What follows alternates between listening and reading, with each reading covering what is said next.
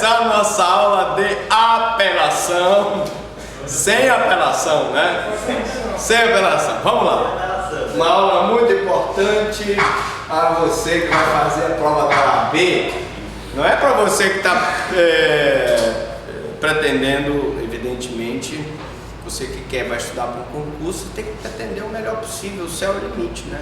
Isso aqui é só o início, uma aula que vai tentar te ajudar para que você possa alcançar os objetivos da sua vida, que é isso que é a maior satisfação da gente, é tentar passar o conhecimento para o aluno, para que o aluno se dê bem e diga assim, poxa, aquele professor ajudou a gente a vencer um pouquinho na nossa vida. Então vamos lá. Conceito: é um meio de impugnação ordinária. Então a apelação está entre os recursos ordinários que estão previstos no CPP, suspensivo. Geralmente a apelação, principalmente no cível, ela é suspensiva, né? E no criminal, porque não existe execução provisória de sentença penal condenatória mediante o recurso de apelação, porque não transitou em julgado, presume-se inocente. Condicionalmente devolutivo porque nos embargos de declaração, o próprio juiz vai, então, fazer a apreciação daquela omissão, dúvida e alguma coisa que ele deixou de colocar aquela sentença. Extensivo. Eu queria novamente dar uma explicação desse efeito extensivo, né? Quando uma pessoa é beneficiada por uma decisão que tem relação com circunstâncias objetivas, vamos deixar bem claro. Uma coisa é a pessoa, por exemplo, não ser reincidente e ser beneficiado, ou ser menor de 21 na data do fato e ser beneficiado, ou ser maior de 70 na data da sentença e ser beneficiado. São circunstâncias subjetivas que não dão ensejo ao efeito extensivo. Mas sai uma abolição crimes, abolindo um determinado crime. Sai uma lei abolindo uma causa de aumento ou diminuindo a pena de um crime, aquele réu que recorre, ele tem direito ao efeito extensivo para os outros.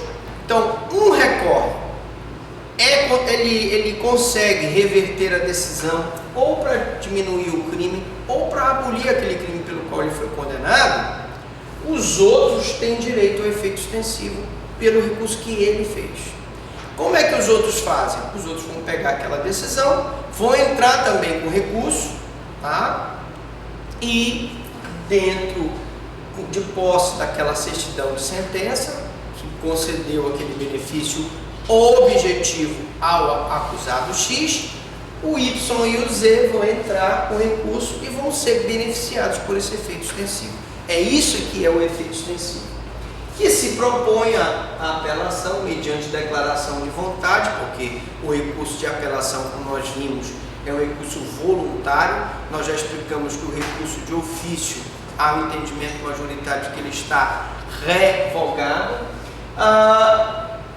Portanto, com a declaração de vontade, e com que se impugna no todo ou em parte, porque eu posso impugnar totalmente ou parcialmente. A sucumbência pode ser parcial ou total, por motivo de fato de direito, uma providência do juiz, e se pede um novo juízo total ou parcial do juízo de segundo grau. Eu estou apagando aqui, mas esse desenho que está aqui, ele pode muito bem servir para a nossa apelação. Eu vou só refazer aqui, só que maior. Olha, você vai então interpor a apelação, excelentíssimo senhor juiz. Aqui o A, que é o recorrente, né? Já qualificado nos autos, né? Já qualificado nos autos, vem, com devido respeito, interpor a apelação. Vem conformado permissamente com a decisão de folhas tais, interpor a apelação em desfavor de B, coloca a qualificação do B aqui, não é isso? E aí, após cumpridas as formalidades legais, vírgula, remetam-se os autos ao juízo ad quem? N termos, P pede deferimento. Essa daqui é a primeira petição. Essa daqui é para o juízo a o. Essa daqui é a primeiro juízo de privação. Já no segundo momento, eu vou ingressar, excelentíssimo senhor desembargador, né? Você vai colocar colendo a Câmara, porque é uma Câmara cível, e eu vou explicar o que é uma Câmara cível. Eu tenho aqui 1, 2, 3 desembargadores, né? E aqui eu tenho um membro do Ministério Público. Um será o relator, outro pode ser, dependendo do caso, o revisor, e os 3 votarão após o parecer do Ministério Público. Então eu coloco colendo a Câmara, douto procurador, e eu tenho então o recurso de apelação. Isso? É um recurso interposto da sentença definitiva ou com força de definitiva para a segunda instância, com o fim de que se proceda novo exame do assunto. Sentença definitiva ou com força de definitiva, gente, é uma sentença que tem decisão terminativa.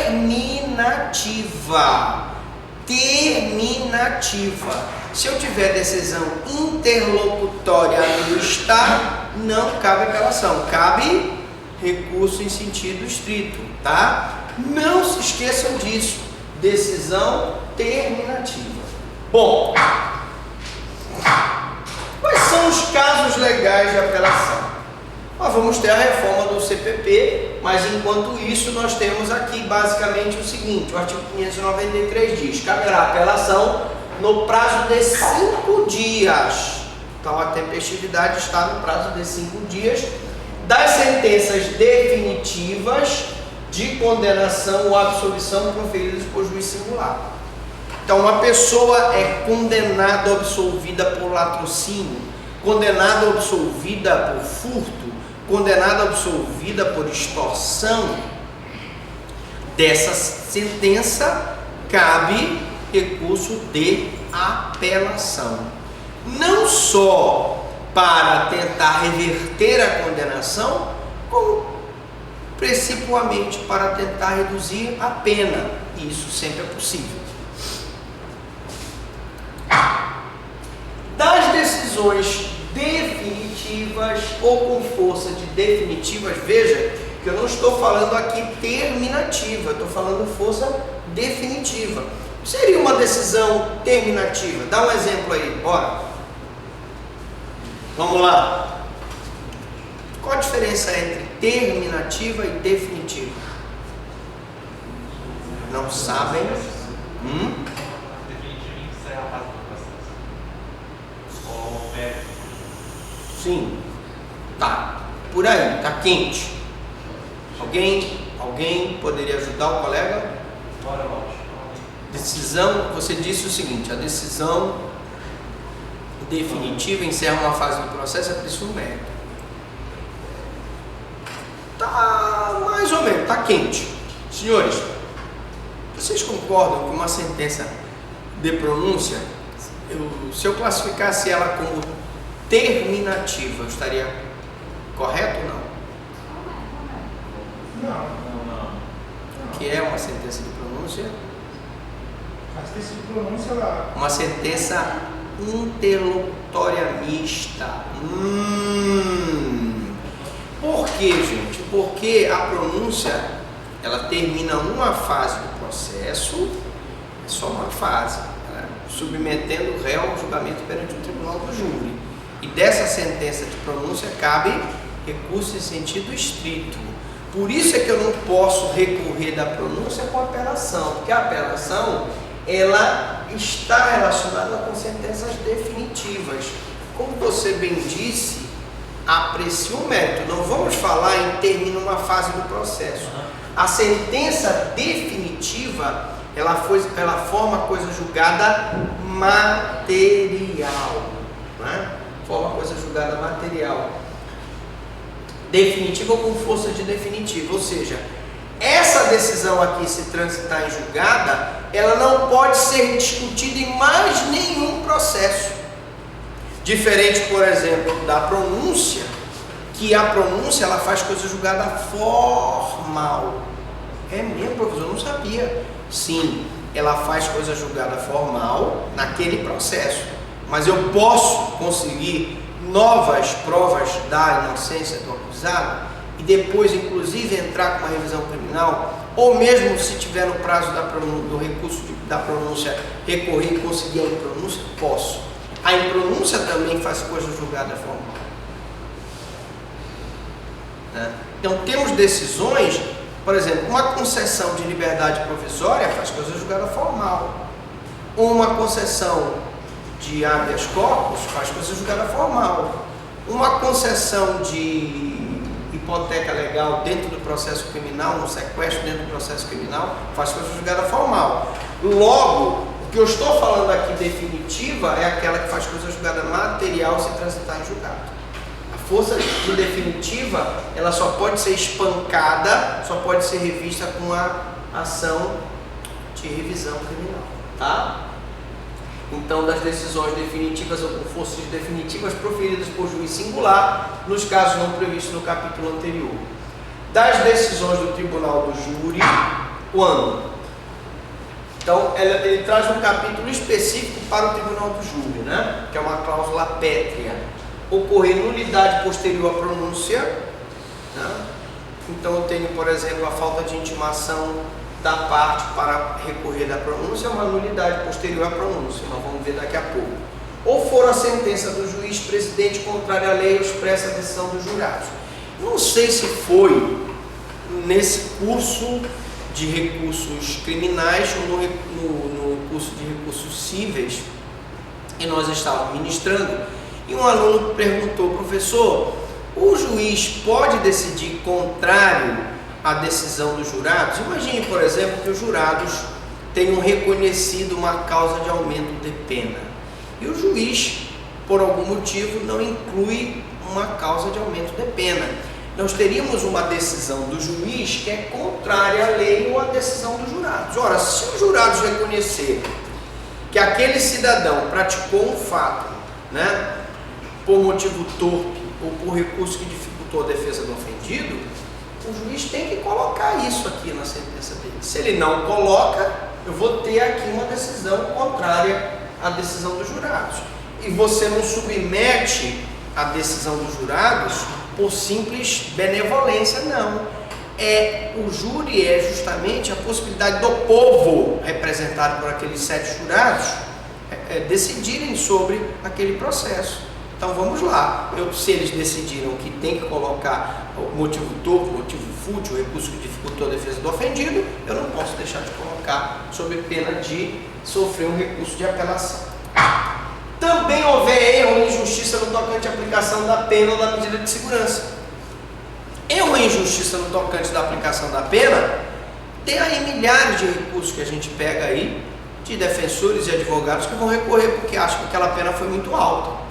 E aí vai a importância da gente explicar que o juiz, na hora de fazer a dosimetria da pena, ele tem necessariamente que colocar as circunstâncias judiciais, que é a primeira fase da aplicação da pena, da segunda fase, as agravantes e atenuantes, e na terceira fase, as causas de aumento e diminuição, ou chamadas majorantes e minorantes. A inversão dessa dosimetria gera decisão, erro tocante à aplicação da pena. Também nós vimos na aula passada sobre a questão do bandido da luz vermelha. Se ele já tinha cumprido 30 anos de medida de segurança, ele não podia mais ficar detido. Já tinha pago para o Estado que ele devia. Mas era perigoso o cidadão, colocado em liberdade ele poderia matar, de fato. Então fica aquela questão, né? Medida de segurança é uma questão de periculosidade, mas eu vou ter que ver se há uma injustiça na aplicação da medida de segurança.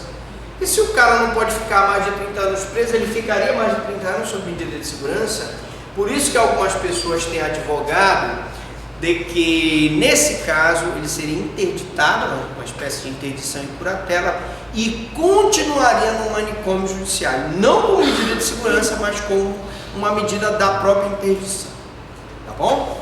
Bom, então fora a decisão dos jurados manifestamente contrária à prova dos autos. E aí eu tenho também milhões de exemplos para dar para vocês, como promotor do júri que fui. E continuo sendo, porque lá hoje onde eu estou, de vez em quando me chamam para fazer júri. Ora, jurado que desconsidera um laudo, vamos supor, eu mesmo fiz um júri de infanticídio em que a moça foi assim, ela teve um relacionamento com um namorado no interior, e era uma moça de uma evangélica, e ela engravidou. Ela escondeu bem a barriguinha dela, né? E ninguém descobriu que ela estava grávida, porque era uma vergonha para a família dela ela ser mãe solteira, já que o namorado não havia aceitado. Quando ela teve a criança, ela estrangulou a criança no banheiro, envolveu a criança com aqueles panos e jogou. O lado da casa dela tinha uma espécie de garapé, corrente, água corrente. Só que, para a infelicidade dela, a criança ficou presa, o corpo da criança ficou preso que chama aningau, né, uma planta. E quando a água secou, começou a apodrecer e começou a mau cheiro, e aí as pessoas então acharam o corpo. Quem é, quem não é, assim, investigou e se constatou que tinha sido ela. Ela era puerpéria, tinha acabado de ter uma criança. Bom, em linhas gerais, existia um laudo que dizia que ela era plenamente capaz de entender o caráter ilícito do fato de determinar-se de acordo com esse entendimento. Ou seja, ela matou conscientemente. Só que os jurados, então, contrário à prova dos autos, desconsideraram o laudo para dizer que ela era semi-imputável e submetê-la a uma medida de segurança. Ora, é uma decisão contrária à prova dos autos. Nesse caso, você pode apelar. Se a sentença do juiz-presidente for contrária à lei expressa ou divergir das respostas dos jurados aos quesitos, o tribunal é de quem fará a devida retificação. Ora, na hipótese de uma apelação que questiona essa aplicação do juiz contrária à prova dos autos, né? Contrária à resposta dos jurados aos quesitos, né? Ou expressamente contrária à lei expressa, ou divergir da resposta dos jurados, o próprio tribunal vai corrigir a sentença do juiz. Preste atenção, nessa hipótese, o próprio tribunal vai dizer: epa, mas esse juiz aí se esqueceu totalmente da função do júri. Se a gente manda para o júri para que o povo tenha condições de decidir, o povo decidiu de uma forma, considerou aquela causa de aumento e ele não incluiu na sentença, então vamos corrigir. Mas, porém, todavia, no entanto, entretanto, no parágrafo 2º, o tribunal adquém que lhe der provimento, retificará a aplicação da pena da medida de segurança. Nesse caso também, se ele fizer a aplicação incorreta da pena, da dosimetria da pena, ou se ele aplicar a medida de segurança de internação quando era tratamento ambulatorial, vice-versa, nós vamos poder ter a retificação pelo tribunal. Se o tribunal considerar a decisão dos jurados contrária à prova dos autos, dar-lhe-á provimento para sujeitar o réu a novo julgamento. Não se admite, porém, depois vamos parar aqui. Então preste atenção, quando o juiz decide contrário à decisão dos jurados, sentencia contrário à decisão dos jurados, quando o juiz faz a aplicação da pena errada, o tribunal pode corrigir, sem submeter a novo júri. Mas quando os jurados decidem contrária à prova dos autos, nesse caso, o tribunal não pode corrigir a decisão dos jurados. O tribunal é obrigado a submeter o acusado a novo julgamento. Agora, não se admite, porém, pelo mesmo motivo, segunda apelação. O que significa isso? Nós tivemos um júri em que o cidadão foi condenado por matar um promotor. No júri ficou claro o seguinte: o exame pericial dizia que o cidadão matou o promotor porque categoricamente ele tinha problemas mentais. E ele era, pelo exame, semi-imputável. Seria submetido a uma medida de segurança porque ele era um semi-imputável e precisava de especial tratamento curativo. Aí, o que aconteceu? O Ministério Público forçou a barra, literalmente, para que os jurados decidissem contrária à prova dos autos, para considerar que, embora houvesse um laudo, os jurados decidiram que ele era plenamente capaz de entender o caráter ilícito, para que a pena dele fosse maior.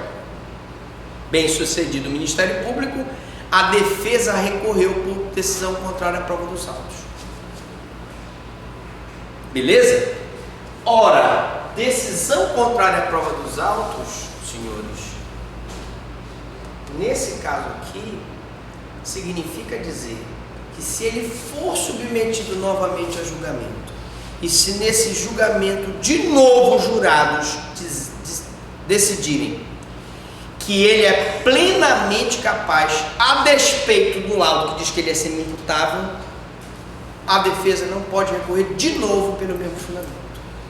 Ah, professor, quer dizer que é assim? É.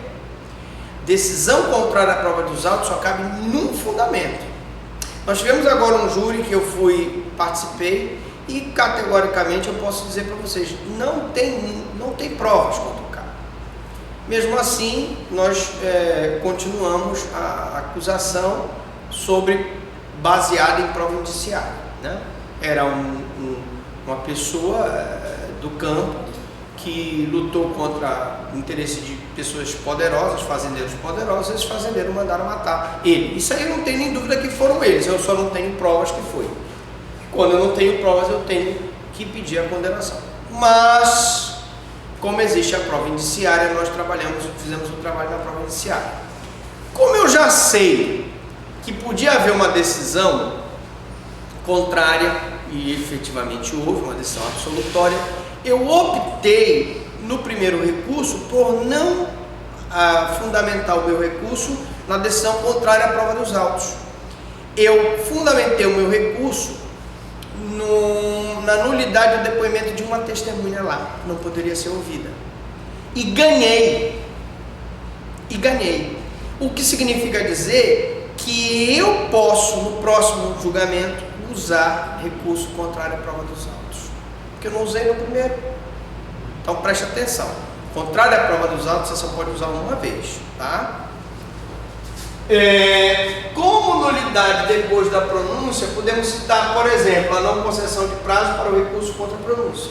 Você não deu prazo para que a pessoa recorresse.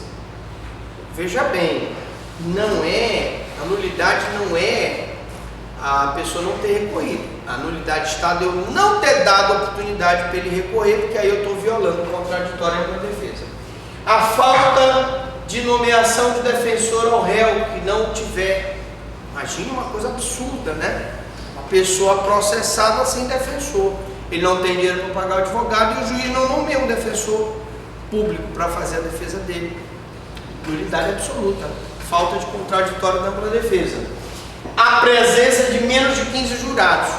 Lógico, dificilmente um juiz vai fazer uma coisa dessa, mas pode acontecer um júri com a presença de 15 de menos de 15. Por que, professor, não pode menos de 15? Porque daqueles 15 serão escolhidos 7 que vão participar do conselho de sentença. Se eu tiver, iniciando a sessão, não tiver pelo menos 15 jurados, eu não posso iniciar a sessão. Todas essas são nulidades posteriores à pronúncia. Exemplo, né? O aluno quer o exemplo, né? O aluno quer o exemplo, não é isso? Bom, liberdade do réu. Salvo quando o apenado já se encontrar preso em razão de um flagrante ou de uma hipótese de prisão cautelar, é sempre possível recurso de apelação em liberdade. Então a regra, senhores, vocês aprenderem o macete é o seguinte: se ele está preso durante a instrução, ou por ter sido preso em flagrante delito, ou por ter sido preso preventivamente, ou por ter sido preso por alguma hipótese de prisão cautelar, temporária só no inquérito, mas enfim, a regra é que se ele for condenado, ele vai apelar preso. Ao passo que, se ele respondeu a instrução solto, porque ele tem domicílio certo, porque ele é primário, tem coisa antecedente, incidência fixa, trabalho correto, não restará nenhum problema dele apelar em liberdade, tá? Regra: instrução preso, apela preso. Instrução solto, apela em liberdade. Ok? A regra é essa. Mas, interpretando-se melhor a Constituição, continua subsistindo a necessidade do réu recolher-se à prisão, salvo os casos em que a lei admite o recurso em liberdade. Quando ela admite o recurso em liberdade? Quando ele for primário, tiver coisa antecedente, tá? E se o réu estiver em liberdade, não precisa recolher-se à prisão para apelar. Se ele estiver em liberdade, diga-se na instrução. Se durante a instrução ele está em liberdade, ele apela em liberdade. Se durante a instrução ele está preso, ele tem que apelar preso. Professor, existe a possibilidade do réu estar em liberdade na instrução do juiz decretar a preventiva para que ele responda a apelação dele, ele fique preso? Eu inclusive fiz agora, recentemente, um júri. O rapaz estava solto há muitos anos. Eis que um belo dia pega um processo dele e marca o júri, trabalhando com mulher, com filho, mas ele matou uma pessoa, né? Ele matou uma pessoa. E o júri condenou ele.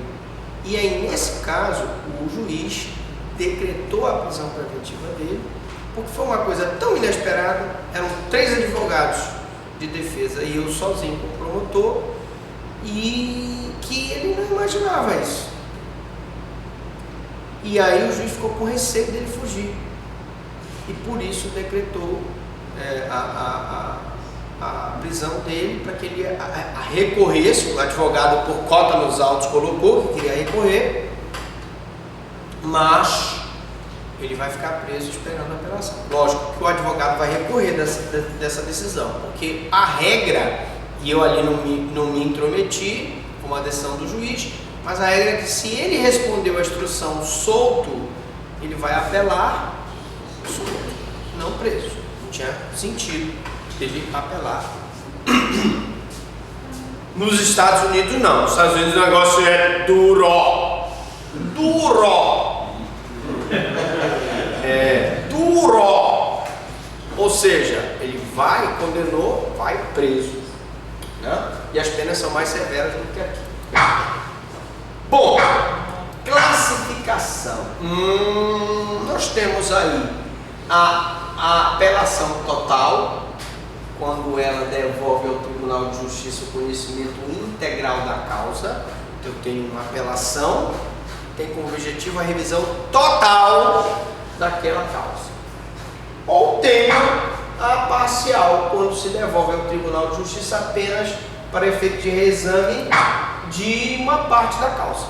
Por exemplo, o juiz não leva em consideração o atenuante, ou o juiz não leva em consideração a confissão do acusado para diminuir a pena, ou o juiz não leva em consideração uma lei nova que tornou aquela pena menor, ou o juiz não leva em consideração a substituição da pena. Agora mesmo eu estou com um recurso lá em que o juiz ele adotou a minha postura como como promotor de justiça, eu sempre defendi a tese de que se o acusado tem uma circunstância judicial desfavorável, ele não deve ter a sua substituição da pena privativa de liberdade por uma restritiva de direito. Pelo simples motivo de que, gente, isso é uma obediência ao princípio da legalidade.